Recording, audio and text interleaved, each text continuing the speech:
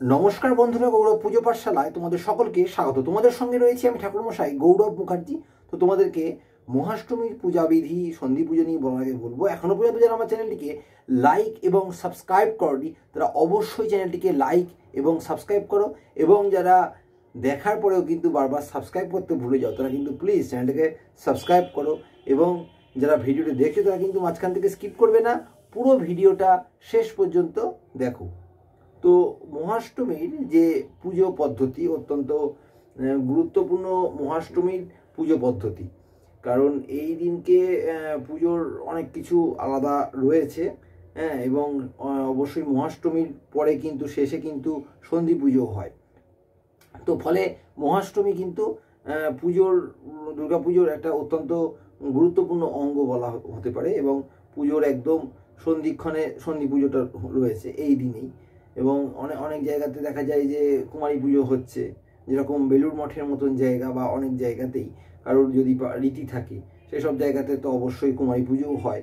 ফলে মহাষ্টমীর কিন্তু একটা আলাদা মাহাত্ম্য রয়েছে, এবং পুজোর ক্ষেত্রেও অনেক কিছু আলাদা রয়েছে। তো তোমাদেরকে আমি আজকে বলবো মহাষ্টমীর পুজো পদ্ধতি। তো এই মহাষ্টমীর পুজো পদ্ধতি যেটা রয়েছে, এখানে কিন্তু মহাষ্টমীর পুজো করতে গেলে কিন্তু আগে কিন্তু সপ্তমীর পুজো কিন্তু শেষ করে নিয়ে তারপরে কিন্তু মহাষ্টমীর পুজো করতে হবে, এবং অবশ্যই মহাস্নানও করতে হবে। মানে সপ্তমীর পুজোতে যে সমস্ত জিনিসগুলো হয় অষ্টমীর পুজোতেও একই জিনিস আছে, যেমন আচমন, বিষ্ণু স্মরণ, সামান্যার্ঘ স্থাপন, দ্বার পুজো, বিঘ্ন প্রসারণ, মাস ভক্ত বলি, আসন শুদ্ধি, বস্তুদ্ধি, প্রত্যেকটা জিনিস। অর্থাৎ আমরা গেলেই যেরকম আচমন করে নিই, সমস্ত ক্ষেত্রে যেমন গঙ্গার জল নিয়ে আচমন করতে হবে, এগুলো তো প্রত্যেকটা ক্ষেত্রে, জল শুদ্ধি, আসন শুদ্ধি, সব এগুলো তো প্রত্যেক দিনই। সুতরাং সপ্তমীতেও হবে, অষ্টমীতে হবে। দ্বার পুজো অর্থাৎ বাইরে যে ঘট থাকবে সেই ঘটের ওপরেও তো সেই মানে দুর্গার ঘটের কথা আমি বলছি না, যে যে ঘট গৃহে যদি পুজো হয়, বাড়িতে যদি পুজো হয়, তার যে মেন যে দরজার বাইরে বা বারোয়ারি যদি হয়, তার মন্দিরের দরজার বাইরে যদি দুই পাশে ঘট বসানো থাকে ডাব টাব দিয়ে, তো সেইখানে পুজোটা কিন্তু সপ্তমীর পরে অষ্টমী প্রত্যেক দিনই আর কি করতে হবে। এবং এখানে দ্বার পুজো যে করতেই হবে বা ঘট বসাতেই হবে এমন কোনো মানে নেই, কিন্তু অনেকেই বসিয়ে থাকে। সুতরাং সেসব ক্ষেত্রে কিন্তু অবশ্যই এগুলো সপ্তমীর মতন অষ্টমীতেও করতে হবে, এবং তারপরে কিন্তু অবশ্যই সপ্তমীর মতন মহাস্নানটাও করতে হবে। এবং সেখানে তারপরে যে সমস্ত যা যা নীতি আছে, যে পঞ্চদেবতার পুজো, হ্যাঁ, তারপরে সেখানে পীঠ দেবতা এবং অন্যান্য যে সমস্ত রয়েছে আবাহন করে সেখানে দেবীর যে ধ্যান, যেটা জটাজুটো দিয়ে যে ধ্যানটা রয়েছে সমাজযুক্ত, এই ধ্যানটা কিন্তু করতে হবে, এবং করে কিন্তু অবশ্যই ষোড়শোপচার দেবীর যে পুজো, অর্থাৎ সপ্তমীতে যেটা হয়েছে সেই ষোড়শোপচারের পুরো পুজো। তার সাথে এখানে একটা সুবিধা আছে যে সপ্তমীর দিনকে তো মানে পার্থক্য আমি যদি বলি, প্রথম দিকে প্রথমেই যে পার্থক্য সেটা হলো চক্ষুদান বা প্রাণ প্রতিষ্ঠা, এগুলো তো আমাকে করতে হচ্ছে না। সপ্তমীতে যেগুলো করতে হবে, সপ্তমীতে তো সবই করতে হচ্ছে, তো সেখানে চক্ষুদান, প্রাণ প্রতিষ্ঠা এগুলো কিন্তু বাদ যাচ্ছে। অষ্টমীতে কিন্তু তা বাদ দিয়ে বাকি যে আসন শুদ্ধি, ভূশুদ্ধি যা যা আছে সেগুলো, এবং ষোড়শোপচারের পুজো, পঞ্চদেবতার পুজো, ষোড়শোপচার সেইগুলো কিন্তু হবে, এবং সেইগুলো সম্পন্ন করে সেখানে কিন্তু লক্ষ্মী গণেশ যারা যারা আছে প্রত্যেকে সেগুলো যথাশক্তি উপচার বলতে পঞ্চোপচারে করতে পারা যেতে পারে, দশোপচারে সময় অনুযায়ী কিন্তু এটা হবে। মহাষ্টমীতে কিন্তু এটা সময়টা কিন্তু খুব গুরুত্বপূর্ণ, কারণ এখানে কিন্তু অঞ্জলি এবং সন্ধি পুজোর ব্যাপার থাকে। অঞ্জলি সন্ধি পুজোর আগে কিন্তু শেষ করাতে হবে, কারণ সন্ধি পুজোর যে টাইম 48 মিনিট, সেই টাইমটা কিন্তু খুব সংক্ষিপ্ত, এবং তাই জন্য অঞ্জলি অনেকটা আগে শেষ করলে তবে সেখানে যারা জোগাড় দেবে তারা তো সেখানে আবার নতুন করে সন্ধি পুজো জোগাড় দিতে হবে। ফলে সময় অনুযায়ী কিন্তু অবশ্যই পুজোর রীতিটা মেনে চলতে হবে। আচ্ছা, এইগুলো হয়ে গেল, এবং তারপরে অষ্টমীর যে বিশেষ কিছু আলাদা রয়েছে আমি সংক্ষেপে তোমাদেরকে বলবো। অনেক রীতি রয়েছে যেগুলো কিন্তু সময়ের ক্ষেত্রে সম্ভব নয় বা সময়ে সম্পন্ন করা যাবে না, সমস্ত বইয়ের অনুযায়ী পদ্ধতি যদি আমরা দেখি, তাহলে আমি সেই জন্যে কিন্তু সংক্ষেপে সহজভাবে তোমাদেরকে বুঝিয়ে দিচ্ছি যে কোন কোন জিনিসগুলো করা উচিত। তো প্রথমে সপ্তমী তো শেষ হয়ে গেল, ষোড়শোপচারের পুজো, তারপরে কিন্তু অষ্টশক্তির পুজো করতে হবে, অন্য কিছু দরকার নেই, অষ্টশক্তির পুজো। এই অষ্টশক্তির পুজো কিভাবে করবে? ওং হ্রিং উগ্রচণ্ডায়ই নমঃ, ওং হ্রিং শ্রীং প্রচণ্ডায়ই নমঃ, এগুলো বলে বলে কিন্তু পঞ্চোপচারে করতে পারলে ভালো হয়। ওং হিং উগ্রচণ্ডায় নমো, তৎপাদ্যং নমো উগ্রচণ্ডায় নমো, অর্ঘং নমো, ধূপং নমো, দীপং নমো, নৈবেদ্যং নমো, নমো উগ্রচণ্ডায় নমো। এইভাবে কিন্তু প্রত্যেকটা ওং হিং শ্রীং প্রচণ্ডায় নমো, পাদ্যং নমো, ধূপং নমো, অর্ঘং নমো, এইভাবে কিন্তু নৈবেদ্যং নমো, এইভাবে কিন্তু করতে হবে প্রত্যেকটা। ওং হ্রিং শ্রীং চণ্ডগ্রায় নমো, ওং হিং শ্রীং চণ্ডনায়িকায় নমো, ওং হ্রিং শ্রীং চণ্ডায় নমো, ওং হ্রিং শ্রীং চণ্ডগোত্তৈ নমো, ওং হ্রিং শ্রীং চণ্ডরূপায় নমো, ওং হ্রিং শ্রীং অতিচণ্ডিকায় নমো। এইভাবে কিন্তু অষ্টশক্তির পুজো হবে। যদি সময় বেশি সংক্ষিপ্ত থাকে তাহলে পঞ্চপ্রচারেও দরকার নেই, শুধুমাত্র ওই মন্ত্র বলে ফুল নিবেদন করতে হবে, ওই মন্ত্র বলে বলে ফুল দিতে হবে। তারপরে কিন্তু আছে চতুর্ষষ্ঠী যোগিনীর পুজো। এই চতুর্ষষ্ঠী যোগিনীর পুজোর মধ্যে যেটুকুনি করবে সেটা হলো, বেশি দরকার নেই, একদম শেষে যেটা করতে হবে হ্রিং শ্রীং ওং কোটি যোগিনীভ্যো নমো। ওই একই ব্যাপার, পাদ্যং নমো, ধূপং নমো, অর্ঘং নমো, ধূপং নমো, দীপং নৈবেদ্যং নমো, এইভাবে কিন্তু পঞ্চপ্রচারে করে দেওয়া যেতে পারে। আর একটা হচ্ছে ওং নানা দেশবাসিনীভ্যো নমো, নানা দেশবাসিনীভ্যো নমো, এইভাবে কিন্তু হবে। একই রকমভাবে এক্ষেত্রেও যদি সময়ের শর্ট থাকে তাহলে কিন্তু পঞ্চপ্রচারে ছেড়ে দিয়ে শুধু ফুল দিয়ে কিন্তু পুজো করতে হবে এই মন্ত্রগুলো বলে। এরপরে রয়েছে নবদুর্গা পুজো। ওং হিং শ্রীং ব্রাহ্মণে নমো, ওং হ্রিং শ্রীং মাহেশ্বর্যৈ নমো, ওং হ্রিং শ্রীং কৌমার্য নমো, ওং হিং শ্রীং মাহেশ্বর্যৈ নমো, কৌমার্যৈ নমো। এবার ওং হিং শ্রীং বৈষ্ণব্যৈ নমো, ওং হিং শ্রীং বরাহৈ নমো, ওং হিং শ্রীং নরসিংহৈ নমো, ওং হিং শ্রীং ইন্দ্রাণ্যৈ নমো, ওং হিং শ্রীং চামুণ্ডায় নমো, ওং হিং শ্রীং চণ্ডিকায় নমো, ওং হিং শ্রীং নবদুর্গায় নমো। এইভাবে কিন্তু পুজোটা হবে। একই রকম এটাও পঞ্চপ্রচারে করে দেবে।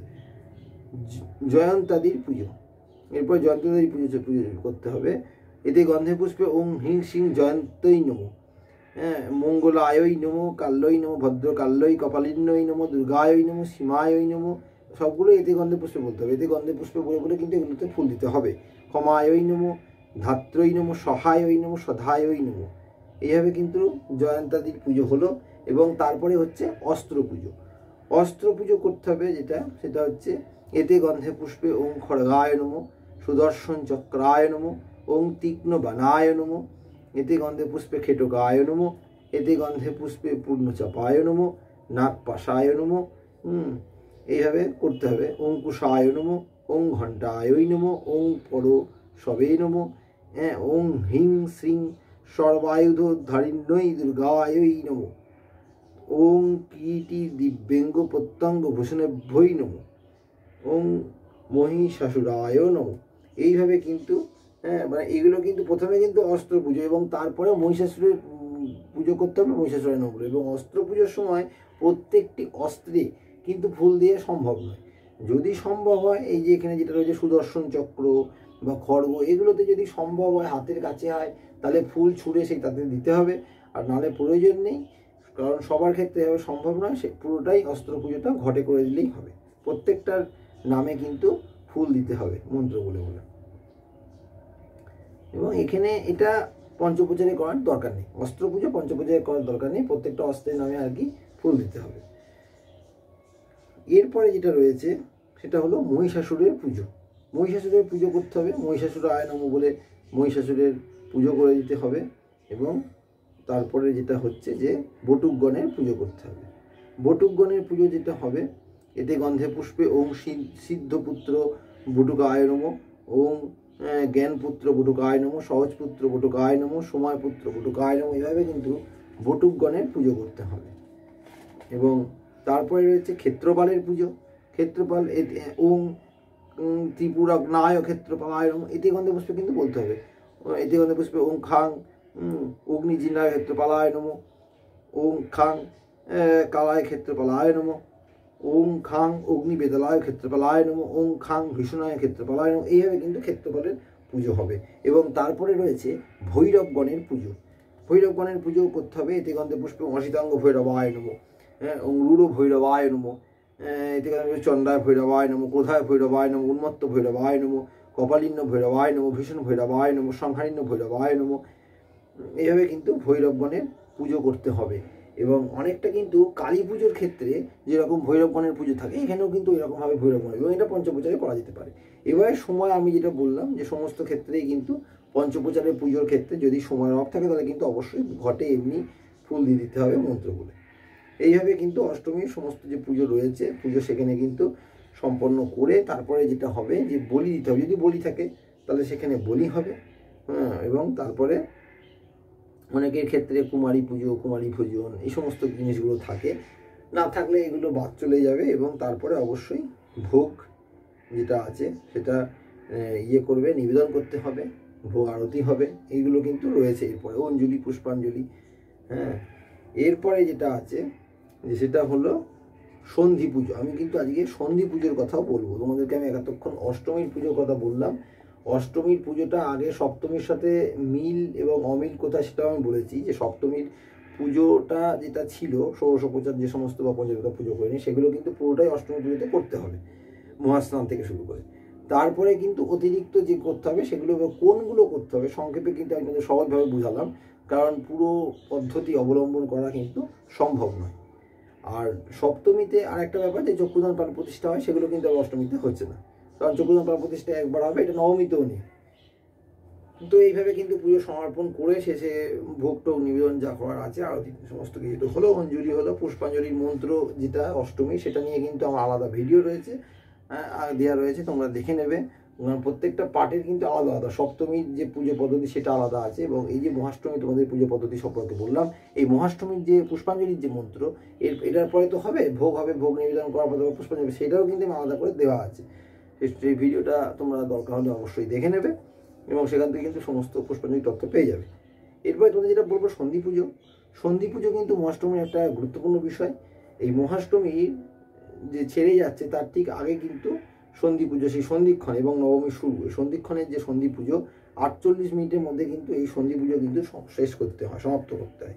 খুব টাইমের খুবই কিন্তু ব্যাপার থাকে, এবং তিথি মেনে কিন্তু এই পুজো করতে হয়। ফলে যতটা সম্ভব চেষ্টা করতে হবে তাড়াতাড়ি করার কিন্তু এই সন্ধি পুজোতে।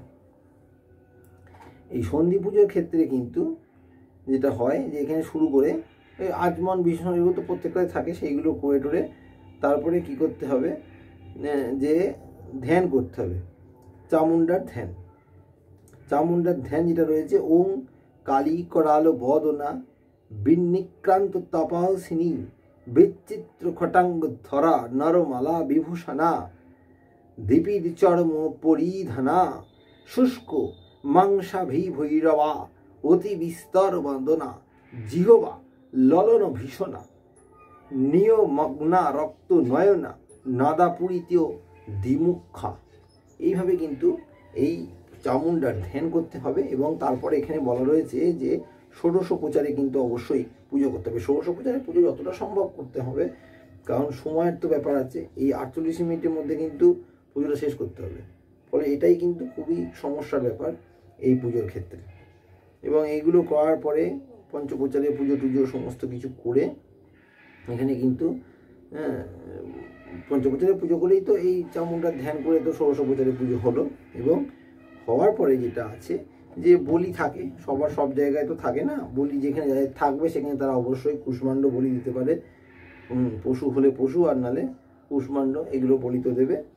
দিয়ে তারপরে যেটা হচ্ছে যে বলিদানের পরে কিন্তু অষ্টোত্তর শত সংখ্যক, অর্থাৎ 108টা কিন্তু প্রদীপ প্রজ্বলিত করে সেটা কিন্তু উৎসর্গ করতে হবে। এইটা একটা ব্যাপার আছে, যে প্রদীপ প্রজ্বলিত করে উৎসর্গ করতে হবে। যে কিভাবে করবে, বং এতে সমস্ত অষ্টতর সংখ্যক দ্বীপে ভনম এতে গন্ধে পুষ্পে প্রজাপতি অধিপতি দেবায় শ্রী বিষ্ণবে নম সম্প্রদানায় নম, যে দুর্গা আয়ই নম, চামুন্ডা আয়ই নম। এখানে চামুন্ডার যেহেতু বলছি তাই চামুন্ডা আয় নম, দুর্গার দুর্গায় নম, এইভাবে কিন্তু করতে হবে, শুক্রবার পাঠ করতে হবে। এবং দিয়ে এইভাবেই কিন্তু সন্ধি পুজোটা করতে হবে। এবং অবশ্যই এই সন্ধি পুজোতে কিন্তু যখন চামুন্ডার পুজো করা হবে তখন কিন্তু অবশ্যই পদ্ম দিতে হবে। সেখানে কিন্তু পদ্ম দিয়েই কিন্তু চামুন্ডার পুজো হবে, এবং 108টা পদ্ম কিন্তু সেখানে অবশ্যই লাগবে। এবং সেই 108টা পদ্ম দিয়ে কিন্তু চামুন্ডার নামে ফুল দিতে হবে, পুজো করতে হবে। এটাই কিন্তু সন্ধি পুজোর রীতি। জন্য খুব পদ্মের এই সময় শর্ট পড়ে, কারণ প্রত্যেকটা জায়গায়, প্রত্যেকটা বারোয়ারি সবারই কিন্তু এই পদ্মের প্রয়োজন পড়ে। তো এইভাবেই কিন্তু সন্ধি পুজো তোমরা করবে এবং অষ্টমী পুজো করবে এবং সন্ধি পুজো করবে। এবং অবশ্যই এখানে কিন্তু রয়েছে যে স্তোত্র পাঠ করতে হবে, সন্ধি পুজোর মধ্যে নয়, অষ্টমীর মধ্যে রয়েছে সেটা। সেখানে কিন্তু দেবীর স্তোত্রটাও পাঠ করতে হবে, দুর্গার।